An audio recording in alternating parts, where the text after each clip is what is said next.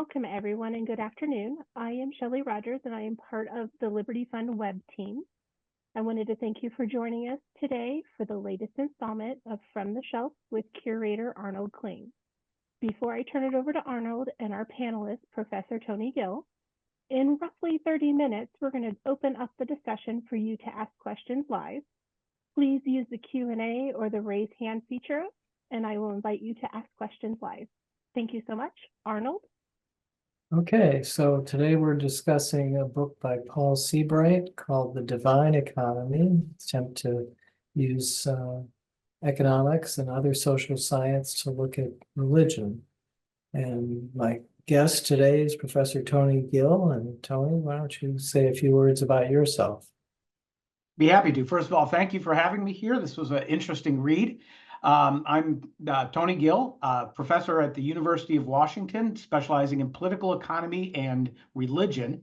I've been doing the economics of religion now for a little over 3 decades, going back to my graduate school at UCLA, where I had the pleasure of meeting Larry Iannacone at a talk. And I've just been really involved in studying religion from an economic perspective, which sounds really kind of strange to most ears, but it's really been picking up a lot of enthusiasts lately. And I think that's what we'll be talking about here today. Okay. Well, let me just throw out some questions I had in mind. The first one is, at one point, Paul Seabright gets very specific about religion as involving a belief in invisible spirits that act on the world. What do you make of that? I think that is actually a pretty good definition that helps us differentiate religion from other ideologies. One of my mentors, informal mentors, was Rodney Stark, who defined religion as being a set of explanations about the world, including where we came from, where we're going, what happens after life, and as well as a number of moral things that includes a reference to the supernatural. And this differentiates this definition of religion from something that you might see in Emile Durkheim, who really just defined it as something as sacred and something that engages in ritualistic behavior. Durkheim's definition basically would allow me to say my love of the Seattle Seahawks is a religion because every Sunday in the fall I don special clothing, and I have certain things that I do, and the Seahawks are sacred to me as their playing field is.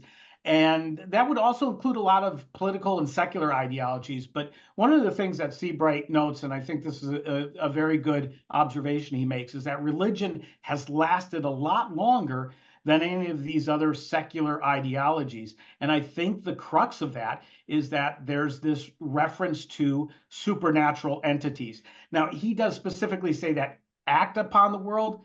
It doesn't necessarily mean that the supernatural entity or God or gods are specifically acting and manipulating things, but there definitely needs to be some kind of supernatural entity that is above and beyond human understanding and sensory perception. Okay. And then when he starts to broaden it out and look at actual religions, he says that the function of religious movements seems to be social. That is, they give people a sense of belonging, a sense of community. And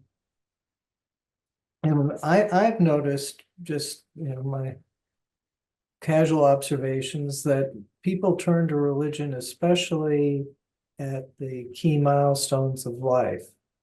Birth, puberty, marriage, and death. So is that a useful way to think about religious movements also? I think that's, yeah, go ahead. Yes, I do think that's true. It doesn't necessarily have to be communitarian in nature. I mean, a lot of religious practice goes on privately at home, people praying or reading sacred scriptures to themselves. But successful religions do tend to have a very communitarian aspect to that. We gather together. It becomes very important to not only reinforce our beliefs of what we're believing, but also to learn about our faith, because I'm not a specialist in theology and I don't know very much about it. So we can learn from specialized producers or priests, and also from one another. Again, there are religions that might have some supernatural component, maybe New Age type religions, that don't have that communitarian aspect, but they're not as successful. The really big successful ones tend to be the ones, especially the Abrahamic religions, Judaism, Christianity, Islam, that actually bring people together. And Seabright uses the term platform, makes a big deal of that, sort of says that that's kind of his innovative take on religion. Do we have a clear idea of what is meant by platform? That's one of the things I struggled with here. And on page, was it 15 of the book, Seabright says, what this book will show is both simple and novel. So brand new here. Religious movements are a special kind of business. So he's looking at it from an economic perspective as a business, but it's a special kind of business. They are platforms. And platforms are organizations that facilitate relationships that could not form or could not function as effectively in the platform's absence. Platforms reward those who create and manage them by appropriating some of the benefits those relationships make possible. So I read that, and I've heard the term platforms before a few years ago. I think it was Michael Munger who introduced it to me. You're talking about Amazon.com and Uber and all these new digital age ways to connect people.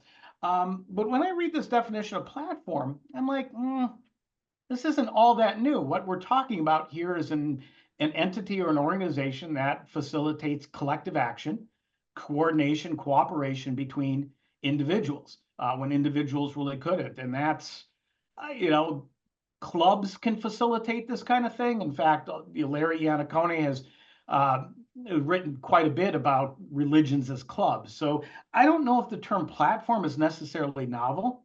There is another aspect that Seabright brings up several times throughout the book that he says makes platforms unique, and that's the customer of that business is also the producer and helps to actually shape the product that's produced. So, Facebook, where I'm a consumer of Facebook, but what I do on Facebook really alters the product and makes it what it is uniquely.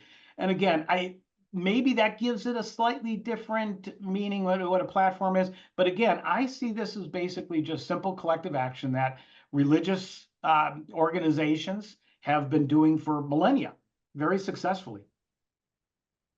Yeah, okay. So another way to think of religious movements is bundles, like they're just a bundle of different aspects to it. So is that helpful, and how does a platform differ then from a bundle? Yeah, I'm not sure about that. So we talk that it's bundles are talked about there in certain places. So a platform is just basically, as he says, a place where people can meet. Well, initially you have to have some reason to get people there. And I think in terms of religion, the reason to get people there is because we want to celebrate God or understand God or gods and have some kind of worship experience with other individuals. So that brings people together.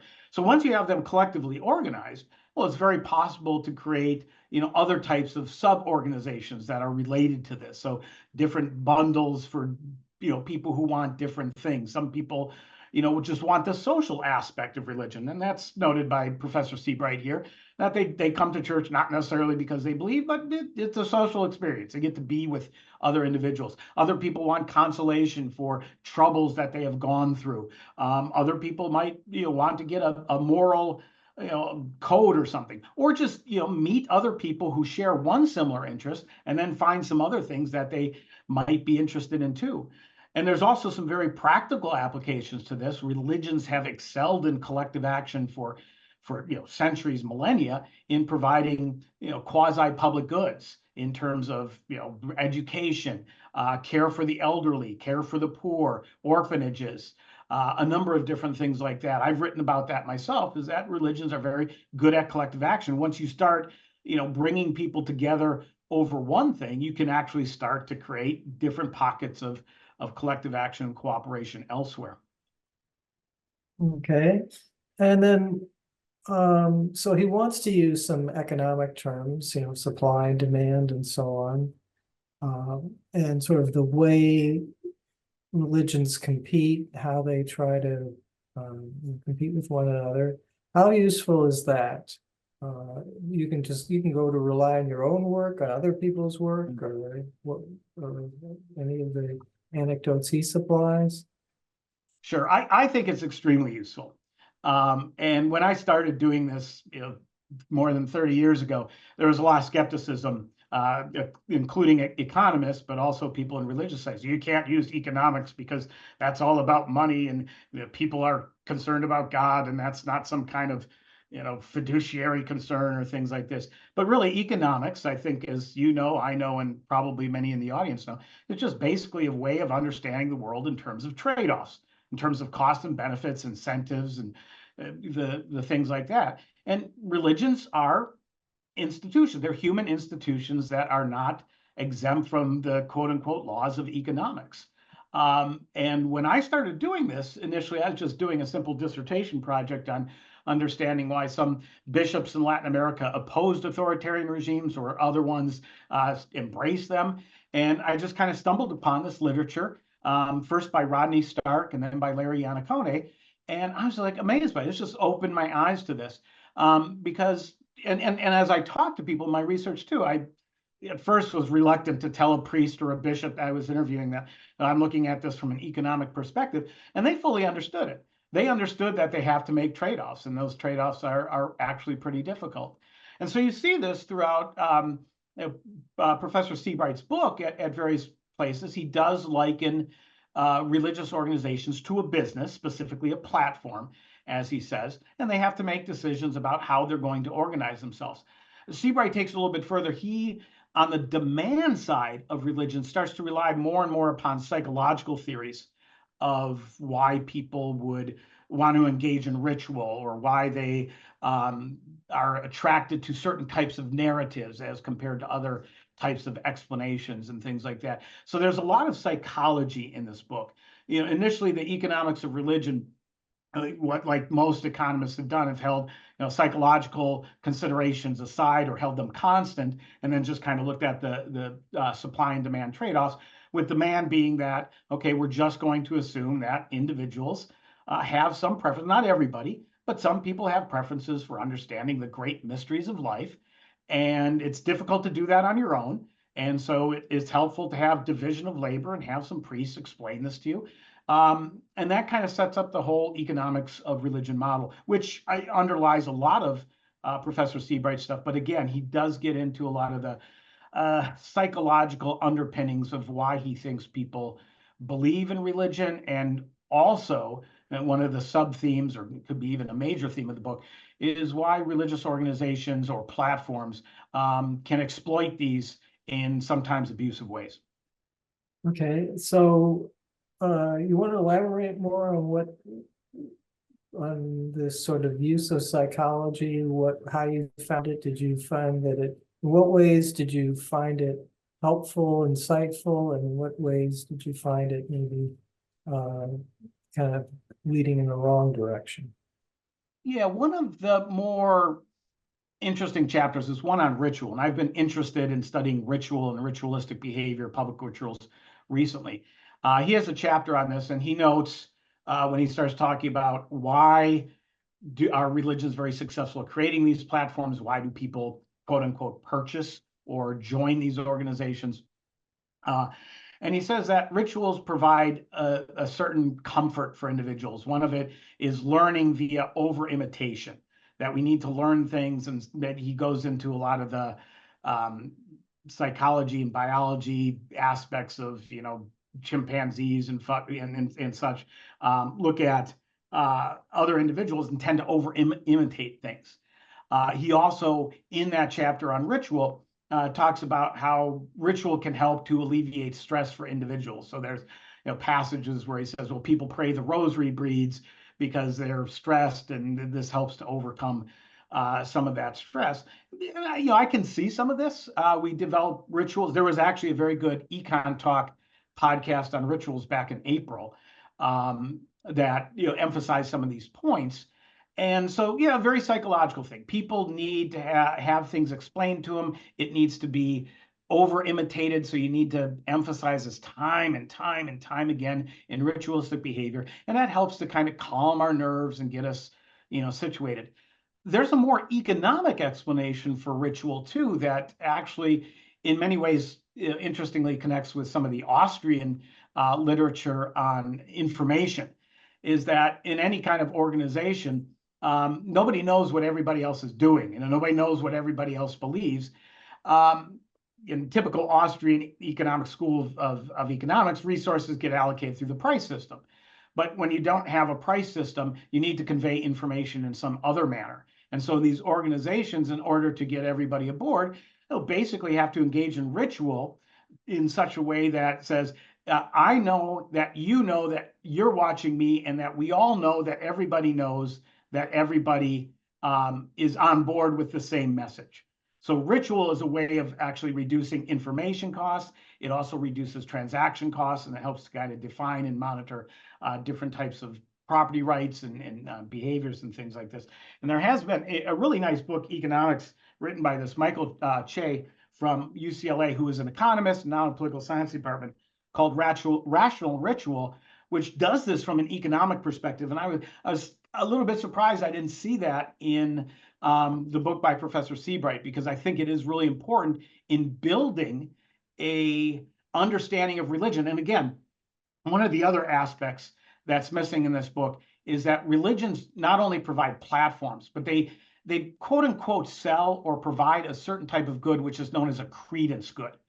And a credence good is a good that you cannot verify its quality until far into the future, or sometime in the future. Insurance is a good example of a credence good. I buy insurance and I hope when I'm in an auto accident, one of the insurance companies is going to make me whole again, but I don't know until it happens. Religion happens to be the most, probably the epitome of credence goods, because especially ones that promise life after death. Well, you don't know until you die, and you can't ask for your money back after that. And so religions have this problem of trying to, we're selling you these things, or providing you these answers to life, the great mysteries of life. And we have to establish our credibility in doing that. And rituals become very important in this, because everybody gathers together and practices certain things. We emphasize certain things over and over again, so we understand that everybody else understands. And there's a kind of economy scales, and belief is like, okay, I'm doubting, but wait a minute, everybody else is doing this. I see this through our regular ritualistic practice. My information costs get lower. I feel more comfortable in purchasing the credence good that religions are selling. Now they enhance their credibility and trustworthiness in other ways as well, but ritual is one big aspect of this. So I think, that whole chapter he has on ritual relies heavily on psychological explanations, but one could definitely take a number of different economic theories and, interpret ritual in the same kind of way. Something you said made me think of the term sort of public knowledge, that there are things that people know, but they don't know that others know, and that's not public knowledge. So I mean, the recent example would be, about a month ago, Joseph Biden in the debate, he seems to have, trouble articulating, and that makes his sort of cognitive decline public knowledge. That is, everyone knows that everyone knows it. And it sounds like you're saying that religious rituals or religious just gatherings do some of that. Yeah, absolutely. And that's why I think that congregational religions that, participate in groups, are actually more successful than the ones that are much more individualistic, that you just practice at home. Because, as Professor Seabright rightly points out, people oftentimes join religion not because they have this desire for a certain core beliefs. They join it because, oh, here's a community that I want to belong to. I need something to do. I need people to hang out with or connect with. And then the theology or the belief comes a little bit later. And not surprisingly, there's going to be a lot of doubt in this process. Even people who are in church. I've gone to church. I'm a practicing Christian who needs a lot more practice. But so, when I've been in going to churches, there are a lot of people who are still doubters. And how do you alleviate that doubt? And again, it's related to the screens because, like, are what they're telling me really true? Well, other people are saying that, and we emphasize that on a regular basis. And that ritual actually helps to build that public knowledge that, yeah, you're not alone in terms of, wondering if this is right or not. And there's a lot of other people who do think it's right. And you're like, well, okay, so 1.2 billion Catholics can't be wrong.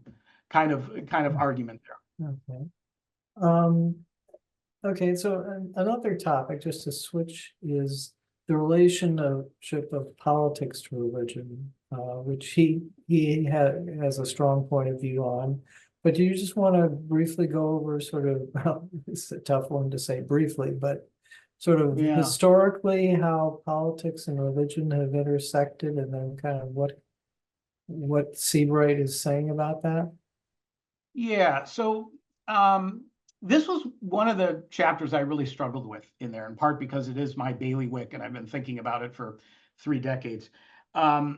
He basically offers, I think, a rather superficial coverage of what religion and politics is. And I think he correctly notes that political leaders want to basically piggyback on the legitimacy of religion.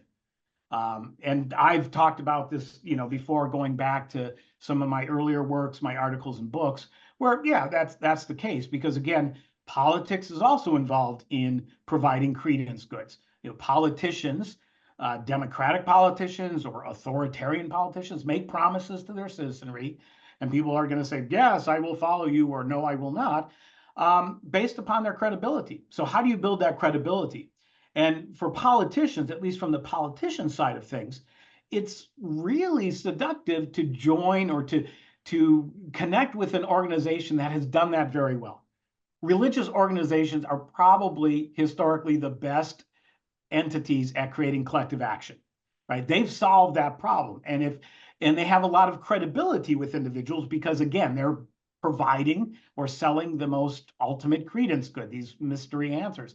And so if you can get, a bishop or an imam or some other kind of cleric to say, yes, this politician is really good. I'm leading you to the salvation and to the promised land, but this politician in the here and now over the next 5, 10, 15 years is going to do so believe them. So it's very seductive for politicians to want to be attracted to that. Now, the question becomes from the other side. Why would a religion want to basically connect itself to a political movement or a political leader? And this was not really developed in here, but my own work has shown that you could basically use the standard economic theory of rent seeking to understand why religions do this. Religions provide credence goods, but they're not very tangible. So it's oftentimes difficult to get payment from individuals because you got to pay priests, you have to build buildings, all your other types of costs that any kind of organization has. And so that's oftentimes difficult. But if you can get another entity that has more coercive power to collect taxes and force people to even show up, you basically sign up with them. So there's always been, I've talked about this in terms of a church-state bargain, is that the church or any other kind of religious organization will lend the legitimacy that they've built up over time to the politicians. And in return, the politicians will, 1, help fund them or subsidize them, and 2, also keep out competitors. Just as Chrysler and General Motors wanted to keep out Japanese automobiles in the 1970s, you see this throughout history, that numerous religious organizations say, hey, state leaders, could you keep out these, the false preachers, these people who don't know what they're talking about, and basically force everybody to join our organization. I mean, it's kind of easy. I don't think it's a good thing. I've argued before that it's really bad. In fact, I'm in good company here because Adam Smith in The Wealth of Nations actually says this, and probably his most florid and wonderful language in all of The Wealth of Nations. In book 5, he talks about religion. And he says, the minute that this happens, though, the churches want to get, the support of the magistrate, but they become lazy. And, they don't do as good of a job in bringing people into the pews because, government guaranteed you a market. Everybody's going to be, Anglican, everybody's going to be Catholic, everybody's going to be Lutheran, whatever it might be. They guaranteed you a market. And so you don't have to work as hard. And he, interestingly enough, he also compares this to higher education in Britain at the time, and it really goes after a number of Oxford professors too. Great language. Everybody should read it. Book 5 of that. So there's this temptation for church and state to align with one another, but it's oftentimes not good. And to Professor Seabright's credit, he notes that too. He has noted that there's been recent research by David Campbell that says, when religions get too connected to political movements, they start to lose their credibility. Because if you say, this politician's going to lead you to the promised land, they turn out to be a complete corrupt individual, you all of a sudden start doubting the other product that they're selling you, salvation and things. And so, not surprisingly, a lot of people don't like the connections between church and state, not because we've wrote it into the First Amendment, but because people go to church to get those understandings about the great mysteries of life, to have that kind of community. They don't want politics there. And this is one of the hardest things for me as somebody who specializes in religion and politics, is that the two should be, kind of separate from one another, not legally, but naturally. So, but it never happens historically. So I'm always in business. Okay. And a thought that occurred to me as you were describing, rent seeking and so on. I've been to the Vatican as a tourist. I don't know if you have, but I have not, no. What would strike you there, certainly what struck me, is just how much wealth the Catholic Church accumulated. And that raises the question, how did it do that? Because it seems to me that it got wealthier than any of the polities in which it was dominant. Do you have any? Yeah, that is a great question, and it's dealt with only temporarily or superficially in this book by Seabright. But there is another book that just wrote a defense of be coming out in the journal Public Choice, by Tollison, Robert Eklund, Robert Tollison, Robert Hebert, and a few others, called Sacred Trust. And it was I think one of the best economic understandings or examinations of the Catholic Church through the medieval period. And when you think about the Catholic Church too, and at the end of Seabright's book, he has some speculations on what the future of the Catholic Church will be. It's been around for a very long time. You could either say 2,000 years, or if you want to start it at the Edict of Milan and the Council of Nicaea, roughly 1,700 years or so. As a hierarchical institution, there's no other hierarchical institution in history that has really ever lasted that long. And it's going strong. It has 1.2 billion adherents or citizens.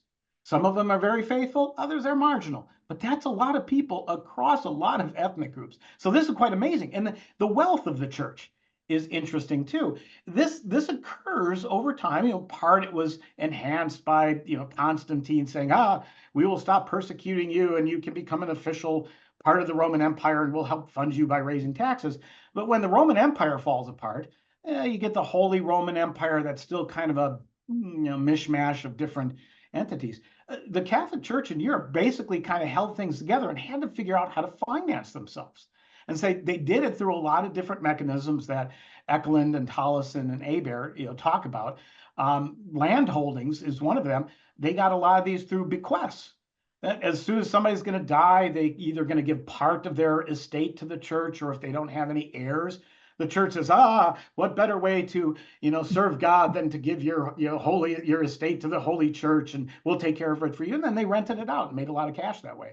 So Seabright points out correctly that I think by about the year 900 or 1,000 or so, about a third of the land was held by the Catholic Church. And that's a huge source of wealth too. But other things they did was they acted in many ways as a financial system to a rather decentralized Europe in medieval times, where they were borrowers and lenders. They're almost like a central bank, and they could manipulate the usury laws to their advantage in that regard.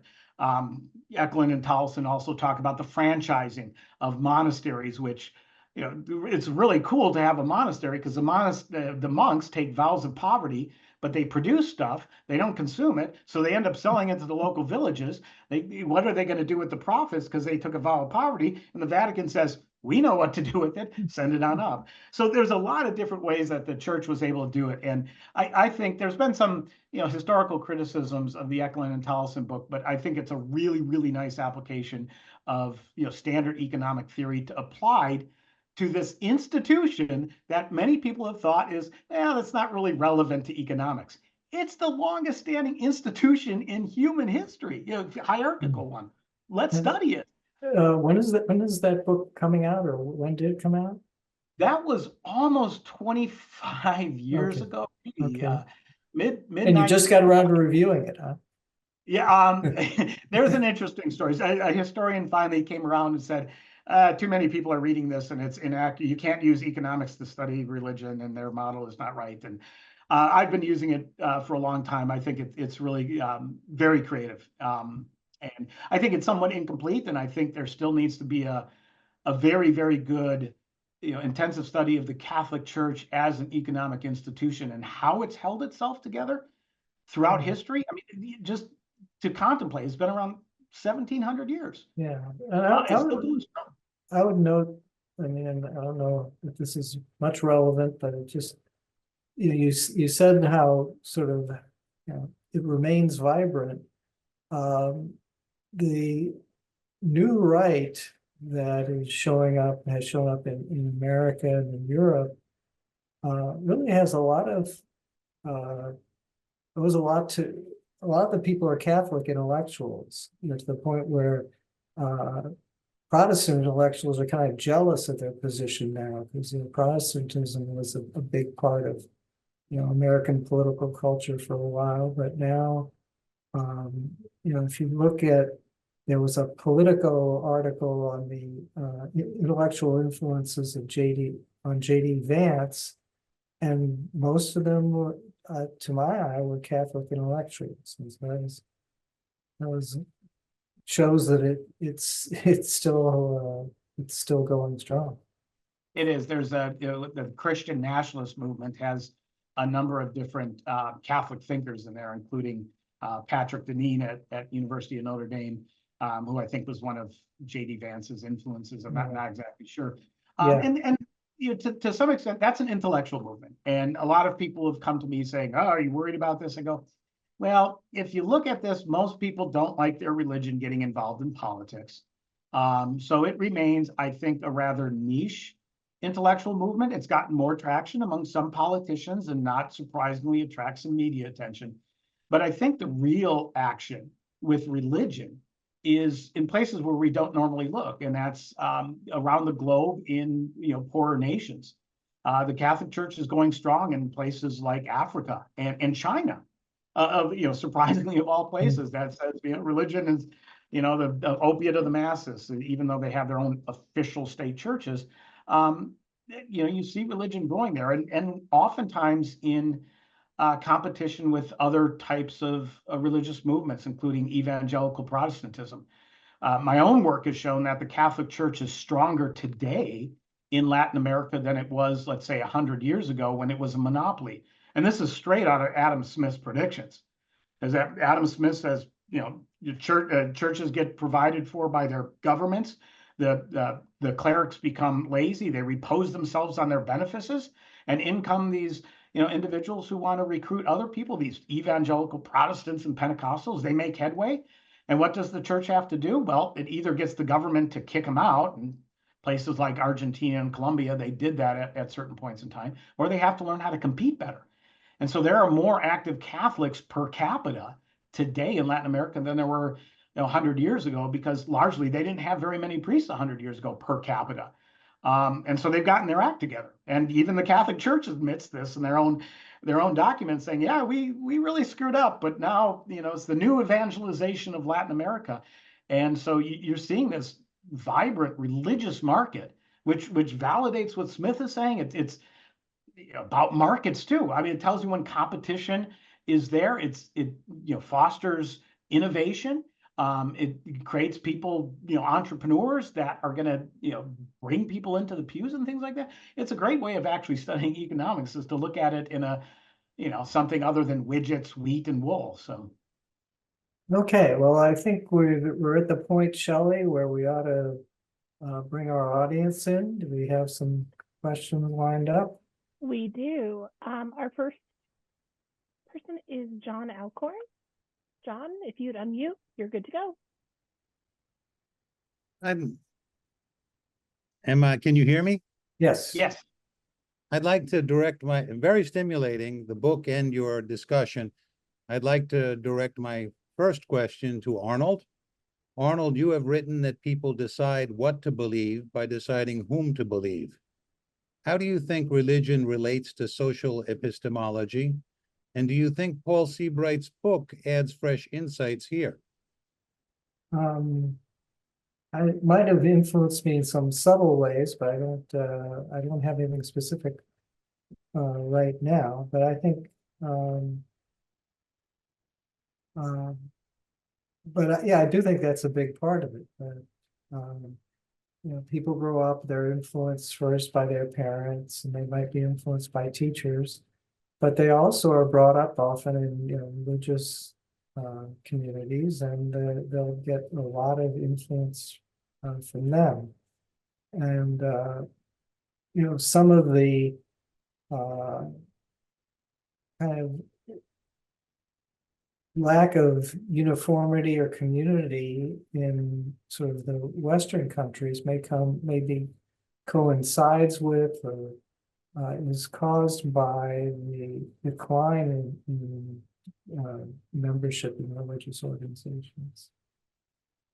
Yeah, I'll jump in on that. And I think there's something to be said about that. And I like the way you said it. We choose what to believe based upon who to believe. And Professor Seabright notes this in his book. It's not his new insight. Many people have known this. But most people, when they join a religious organization, are not doing it because, I loved your theology and epistle so and so and all this. And nobody knows that. They usually join a religious group. Again, your parents raised you in this, and so not surprisingly, the bulk of religious transmission comes between parents and children over generations. But amongst those people who break away from that pattern and are searching for their own church, it's not because they're particularly drawn to the theology, because they don't know it. They're drawn to the organization, who's running it, and what they're offering. Some of their friends too, and this is what I call the friends and family plan of religious recruitment, is that how do you recruit somebody into your religious organization? You don't beat them over the head with scriptures right away. You said, hey, we got this group. It's meeting on Thursday night. We're going sledding at the mountain, and afterwards we're gonna just have this little Bible discussion. And I would go, whoa, I love sledding. Let's go. I like you folks. I've been hanging around with you, so let's go sledding. And then they tell you some stuff, and you go, okay, this is kind of cool. Next week we're gonna have we have a basketball group that meets or something. It's like that, and so it leads you in. It's the basically networking. A lot of social networking goes on, and then people learn the theology from this. Okay. Do you have anybody else? Whoop, I can't hear you, Sean. Sorry. John, I know you had a couple of questions. Did you want to ask one more before I release you? Yeah, I guess I'd like to ask, there are so many interesting things, but I think the most fundamental question is about methodology. You quoted Paul Seabright writes, religious movements are a special kind of business. They are platforms. Platforms are organizations that facilitate relationships that could not form or could not function effectively in the platform's absence.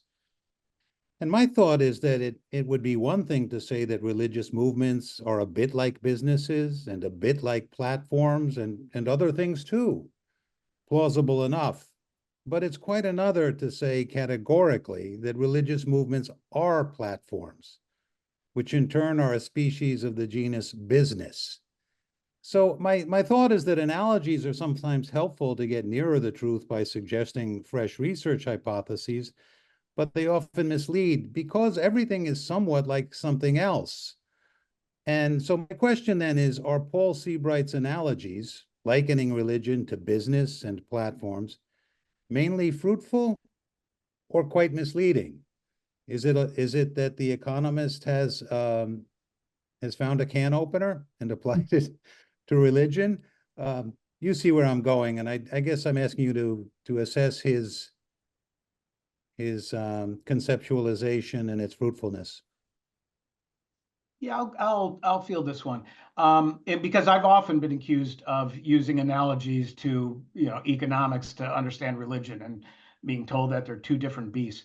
Analogies are definitely helpful because it allows you to root something that is not familiar to somebody into something that they are more familiar with. Analogies per se don't explain, but to the extent that they allow you to elaborate some of the underlying causal mechanisms based upon, some universal concepts that we have, I think it's very fruitful. So one of the things that I had to deal with in the critique of the Eckland and Tollison book was that they're accused of, well, you said, the Catholic Church is like General Motors. That's just an analogy. It is an analogy, but they also, bring up issues like principal agent problems that, General Motors has different divisions. They, have their Chrysler and Pontiac and Buick and all those things that they give some degree of autonomy for, but there's a principal agent problem at work here. So let's kind of examine that thing. They, talk about, other managerial issues that crop up quite frequently and the like. So, analogies don't explain. They help us to understand, I think, some of the underlying things that go on here. In terms of the platform idea too, again, I think Professor Seabright really overemphasizes that it is a platform rather than is similar to a platform. And as I mentioned too, the platform to me, it's a term that's cropped up in the past decade or so. It's nifty. We want to all use it, but this is about collective action. So how do we solve collective action problems? I actually have made this argument in the past and am working on other projects related to it. I actually liken religion not so much to a business or a platform, but to governance. That it basically solves a lot of our basic governing problems by providing, basic public goods, namely social order, including a definition of property rights, what is right and wrong, and how to behave in certain things, and then also monitors and punishes those behaviors. So, again, if you're interested, check out my, curriculum vitae. There's some recent articles there that delve into this. But I use some of the tools of constitutional political economy to explain religion as basically another governance system that's different than secular government. So I'll make a couple comments. One, there's a book by Steven Pinker called The Stuff of Thought, which basically says that analogies and metaphors are really that's how we think and articulate. So we're never going to escape that. And so the question is, is the metaphor a good one? And I think for me, the platform metaphor didn't sort of bring in with it a big package of insights. I felt like I still had to read every specific item in the book to get something out of it. Okay, Shelley, you want to go to the next? Great. You are up. Hi, thanks. It's a very interesting talk, and I thank you for having it. I wanted to mention that one of the last things you talked about, the evangelical or the Protestant envy of the Catholic thinking is represented here in Bratislava with these Bratislava Hanusovi days, which brings together Christian intellectuals, not just Catholics, but very primarily Catholics. So one of the J.D. Vance intellectuals was Rod Dreher, and he came a few years ago. And just this year, there was some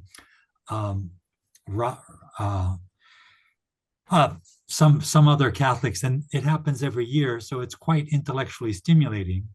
And it's a little bit related to the Thomas Aquinas Thomist traditions in the Catholic Church, which I don't think there's anything equal to in the Protestant areas. So there really is a lot of thinking. Plus, there's the papal encyclicals like John Paul the second's Centesimus Annus, which was a 100-year review of Rerum Novarum.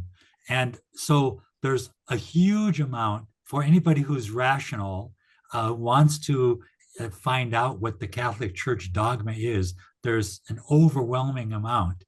And I don't think almost any of it is young earth creationism, which a lot of Protestants do sort of believe, and most college-educated people don't.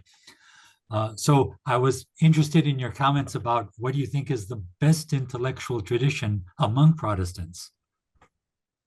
Oh, yeah, intellectual traditions and Protestantism.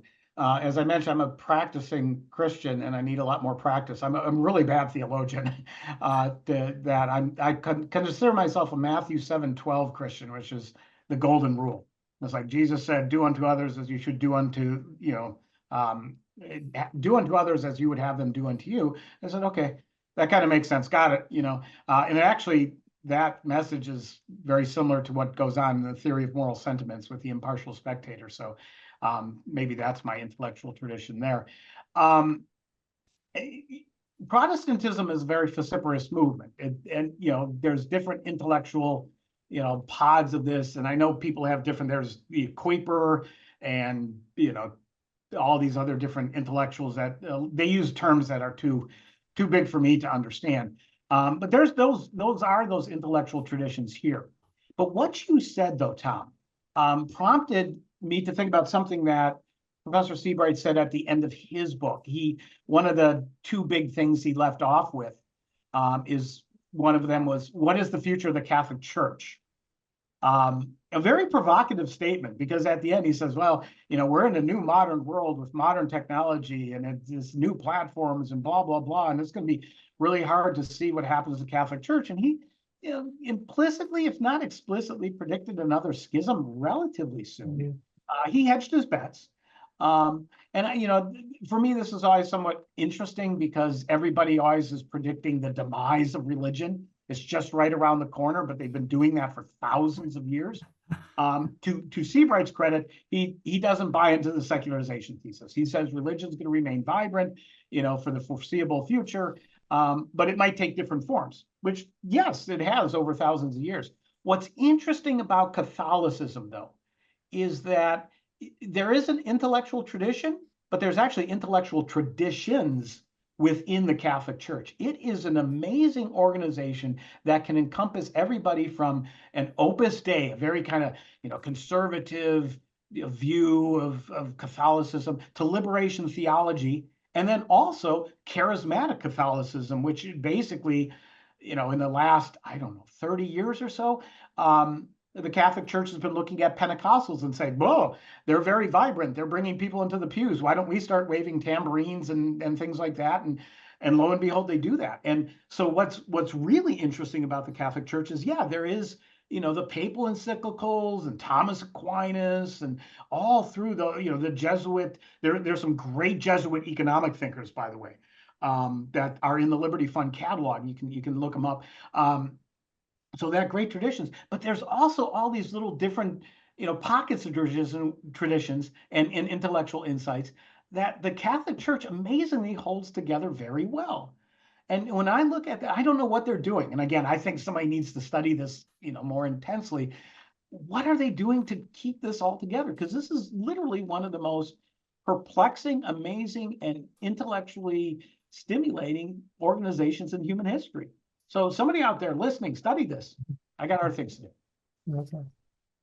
Shelley, do we have more? We do. Thank you, Tom. Dennis, if you would like to unmute. Okay, thank you, Shelley, and thanks for this conversation. Fascinating. I have sort of two questions that, in my mind at least, sort of hang together a certain amount, one of which is Does Seabright deal at all with the subject of evolution?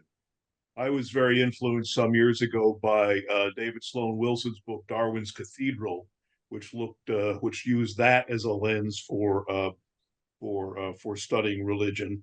And related to that, does he draw any distinction between those faith traditions that are based heavily on texts, such as the Roman Catholic Church, and those that are more of an oral tradition or an oral culture, and how does that figure into this question of a platform? Because to the extent that a faith tradition is really built around a text, it's almost it operates almost like a mass medium. Maybe that's what he has in mind for platform.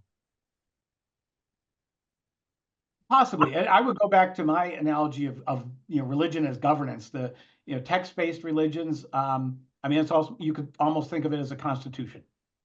So constitutional political economy could apply here. With respect to the issue of evolution, he doesn't deal with the science versus religion conflict or anything like that directly. But there's a lot of evolutionary psychology that is woven throughout this book. But why are humans innately drawn to narratives? And religions are very good at narratives. So some of the narratives are written down, and some of them are very intellectualized, like in the Catholic Church, Thomas Aquinas, things like that. But other narratives are oral narratives or folklores and myths and things that go on like that. And so he brings in some of the recent literature, evolutionary economics, evolutionary psychology, and some anthropology stuff that looks at this. And I think that research is in many ways very fascinating. I've been reading on some of it. To critique the book a little bit, I think he just puts it here and there. It's not really systematically built into his theory about platforms. And so, really at the end of the day, it's hard for me to answer your question on that. But it's there. And I think it could be woven a little bit more into the theory. How he might answer this, if he were here in the room with us, he would say, well, platforms respond to different needs and to changing needs. And the platform itself being that, it's a place where people can cooperate, but they're not only the consumers, but they're the producers of the good. They make the goods. That kind of evolution occurs, as the organizations go on. So there's discussion here of cultural evolution, how norms and the like evolve there. I think it's a good discussion that's in there. I don't think he fully develops it. Okay, Dennis was our last question, gentlemen. okay. All right, well, thanks, Tony. That was a great discussion, and I think people who are interested in the topic should definitely check out your works and your website. Thank you very much. I appreciate for being here. Okay.